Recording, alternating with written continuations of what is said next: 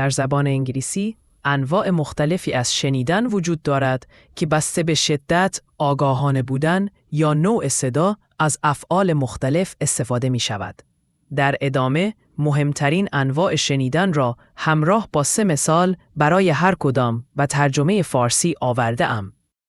لغت 1 Hear شنیدن به معنی شنیدن صداها به صورت غیر ارادی بدون تلاش.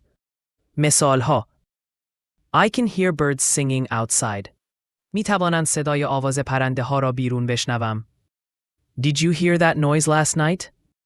دیشب اون صدا را شنیدی؟ She heard someone knocking on the door. او صدای کسی را شنید که به در میزد. لغت 2 Listen گوش دادن ارادی و با تمرکز به معنی گوش دادن آگاهانه و با دقت به چیزی. مثالها I always listen to music when I study. همیشه هنگام درس خواندن به موسیقی گوش می دهم. Listen carefully to what I'm saying.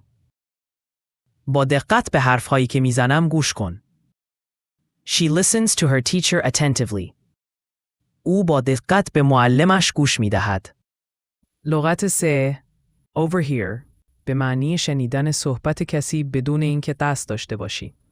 مثالها I overheard them talking about the surprise party. ناخواسته شنیدم که درباره مهمانی سورپرایز صحبت می‌کردند. She overheard a secret conversation. او یک گفتگوی محرمانه را تصادفی شنید. We overheard the neighbors arguing. ما دعوای همسایه‌ها را تصادفی شنیدیم.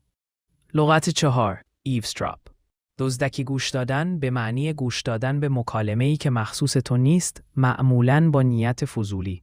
مثالها He was eavesdropping on our conversation.